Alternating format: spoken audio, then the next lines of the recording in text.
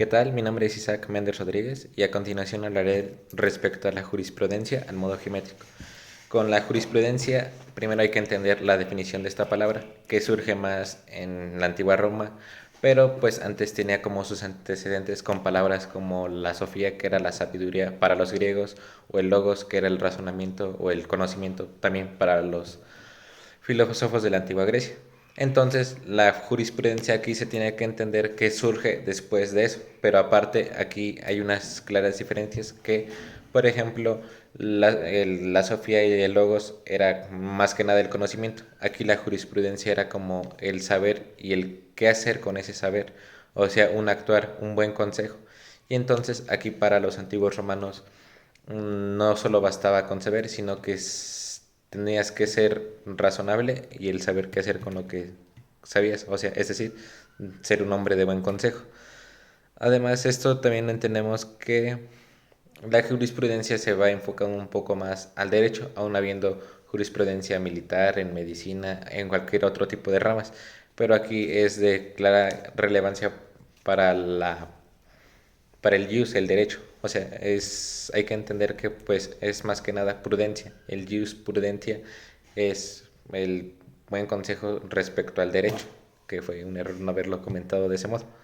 Entonces, igual aquí hay que entender que la prudencia se ajusta a la razón, es decir, siempre tienes que apelar por lo lógico, por lo razonable.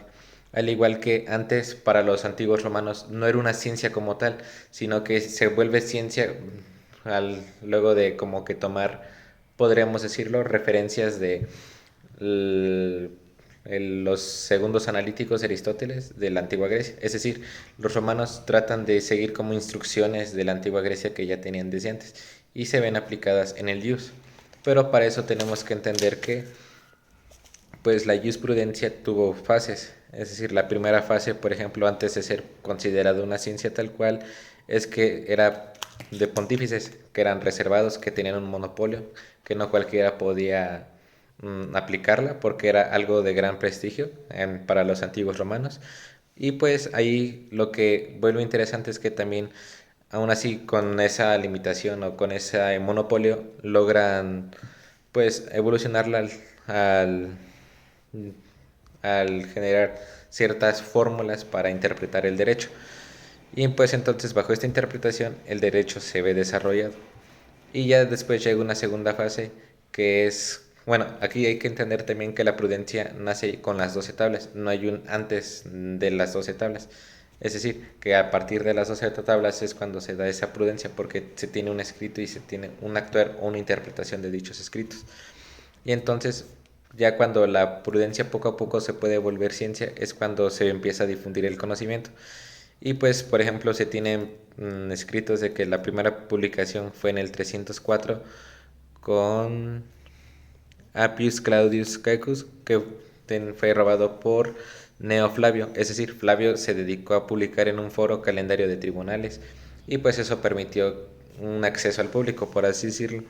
Al igual que, por ejemplo, Sextus Eius Petus Catus, que fue un cónsul del 198 a.C., también publicó como complementos de lo que había publicado Flavium en los foros.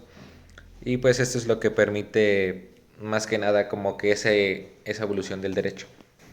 Otra cosa interesante a saber es que también lo que permite que el derecho poco a poco se difunda es con la Lex Ogulnia, que permitía que que los cuatro miembros que conformaran pues una asociación, por así decirlo, incluyeran un plebeyo, para pues así poder poco a poco difundir ese conocimiento.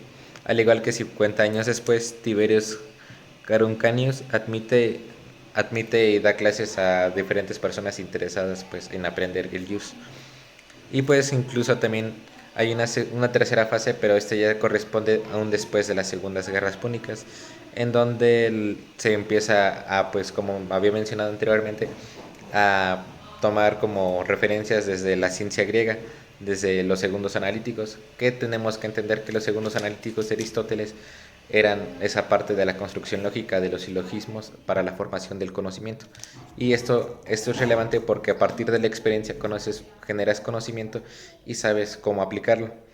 Y entonces también se puede decir que hay un paralelismo entre lo que el jurista romano escribía al igual que los geometras griegos ya habían escrito, por ese complemento que generaban.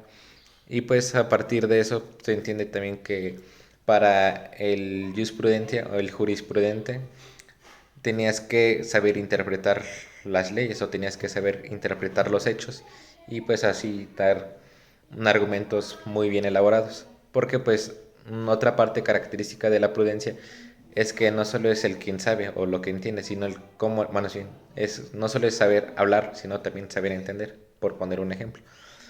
Al igual que también poco a poco en el derecho se van incluyendo definiciones para explicar términos jurídicos, al igual que poco a poco surge las obligaciones que están sujetas a los individuos y pues al contenido.